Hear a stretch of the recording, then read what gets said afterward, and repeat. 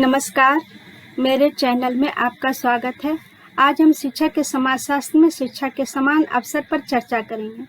चर्चा का विषय है, क्या स्कूल समाज के विभिन्न तबकों के बच्चों को एक समान शैक्षिक अवसर प्रदान करते हैं।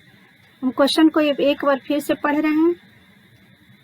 क्या स्कूल समाज के विभिन्न तबकों के बच्चों को एक समान शैक्षिक अवसर प्रदान करते हैं? इस पर चर्चा करें। अब इस पर हम चर्चा करेंगे। शैक्षिक अवसरों की समानता के लिए आवश्यक है कि सभी विद्यार्थियों को एक समान एक जैसे विद्यालय में एक निवेश से एक समान पाठ्यक्रम को पढ़ाया जाए।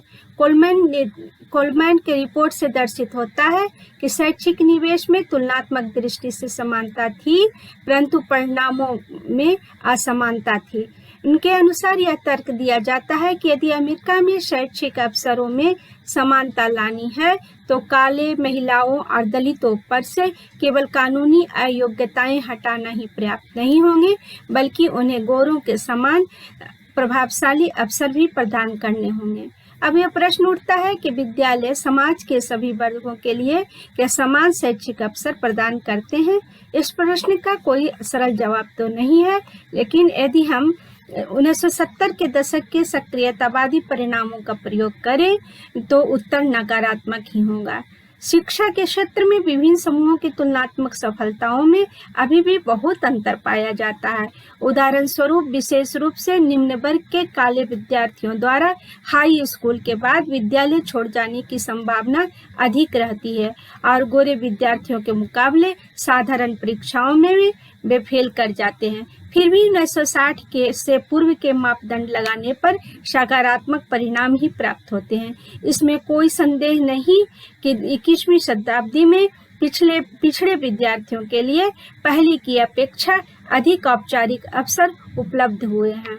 परंतु समाजशास्त्रियों की रुचि इस बात से है कि विद्यालय में परिवर्तन ने किस हद तक विभिन्न सामाजिक वर्गों और जातीय समूहों को तुलनात्मक अवसरों को परिवर्तित किया है। सामान्य मुद्दा यह है कि विद्यालय असमानता के प्रचलित ढांचों को मजबूत अथवा पुनः उत्पादित कर रहे हैं, या विद्यालयों ने ऐसे समाज के निर्माण में सहयोग दिया है जो व्यक्ति के सामाजिक पृष्ठभूमि की परवाह किए बिना व्यक्ति की प्रतिभा और प्रयास के प्रति सजग है।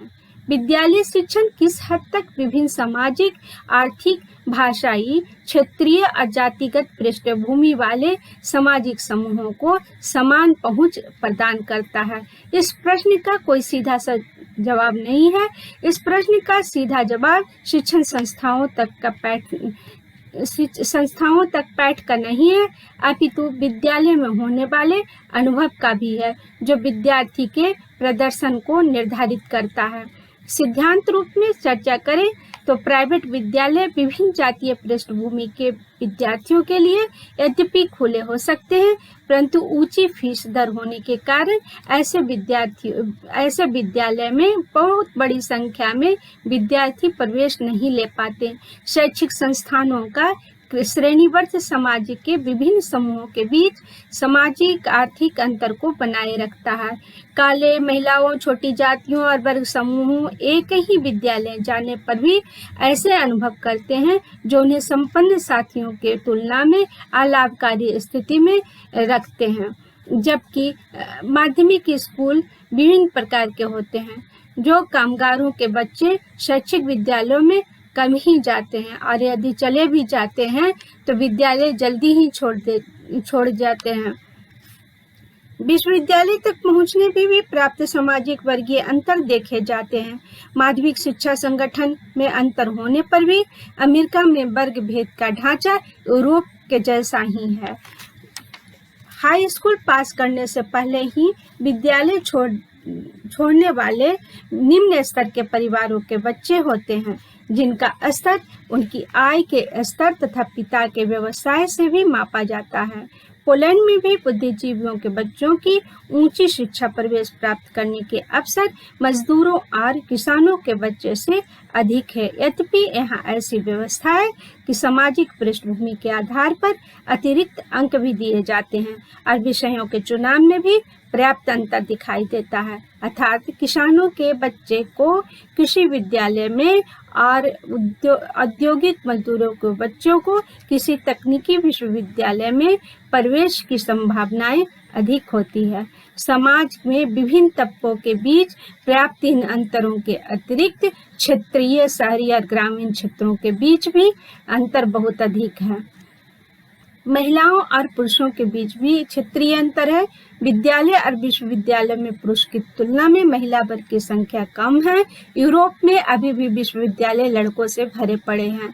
रोजगार बाजार में महिलाओं की स्थिति के आधार पर भी ब्रिटेन और संयुक्त राज्य की तुलना की दृष्टि में बहुत अंतर है। सोवियत संघ में उच्च शिक्षा में पुरुष और महिला छात्र लगभग बराबर संख्या में प्रवेश लेते हैं। कुछ प्रमाण ऐसे भी हैं कि महिलाएं कुछ प्रकार की उच्च शिक्षा में दूसरों से अधिक प्रभुत्व पाने का प्रयास करती है। उदाहरण के लिए वे स्नातकोत्तर शिक्षा को कम ही जारी रखती है और विज्ञान भी कम ही पढ़ती है। वे शिक्षण और नर्सिंग की व्यवसाय में अधिक जाती है। सामाजिक आर्थिक पृष्ठभूमि और लिंग एक दूसरे के साथ अंतर संबंध रखते हैं। लिंग आधारित भेदभाव सामाजिक पैमाने पर नीचे की ओर बढ़ जाते हैं। कुछ विचारक का सुझाव है कि स्कूलों को एक ऐसी संस्था के रूप में कार्य करनी चाहिए जो जन्म के भेदभाव को मिटाकर केवल प्रतिभा के आधार पर शिक्षकों को शिक्षित करे। भारतीय समाज में विभिन्न तबकों के बीच विद्यार्थियों को गुणवत्तापूर्ण और मानक शिक्षा देने के आधार पर शिक्षण संस्थाओं के एक बड़ी पूरी श्रृंखला है। एक और पब्लिक और कॉन्वेंट स्कूल है जहां शिक्षण की सभी आधुनिक सुविधाएं हैं और उच्च योग्यता प्राप्त शिक्षक भी हैं, जिसमें उच्च स्तरीय वर्ग के विद्यार्थी प्रवेश लेने का प्रयास करते हैं। तो दूसरी ओर निम्न वर्ग के विद्यार्थी नगर पालिका, जिला परिषद और सरकारी स्कूलों में बड़ी संख्या में होते हैं।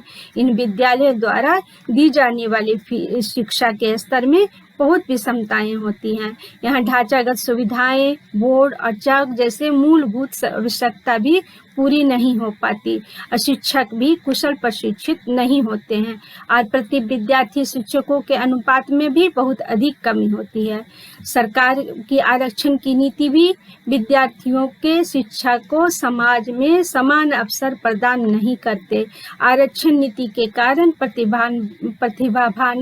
प्रतिभावान विद्यार्थी अवसर की कमी के कारण पिछड़ते जा रहे हैं। पब्लिक स्कूलों की शिक्षा महंगी होती है और केवल उच्च वर्गों से संबंध रखने वाले ही उनकी अर्हताएं पूरी कर पाते हैं।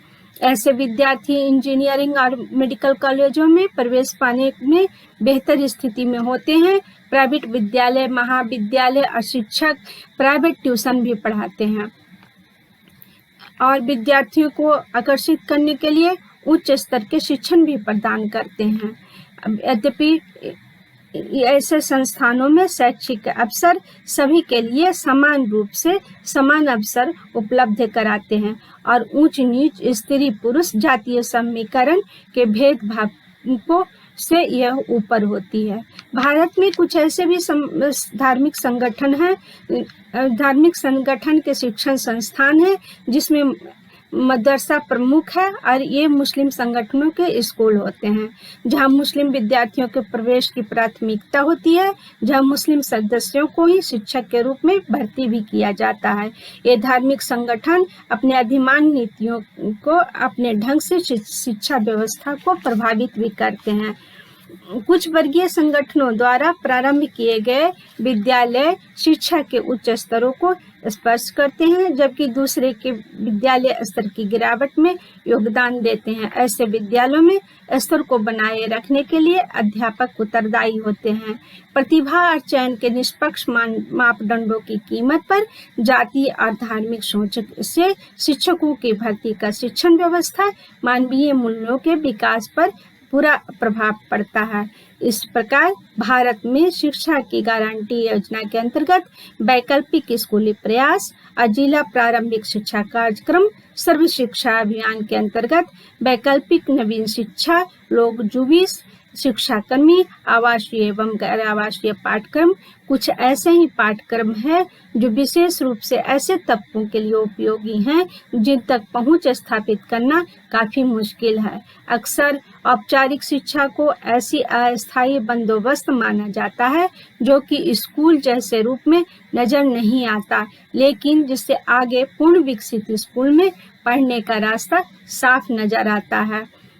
माध्यमिक शिक्षा के व्यवसायीकरण से शैक्षिक अवसरों में विविधता नजर आती है, जिससे व्यक्ति के रोजगार के अवसर बढ़ जाते हैं।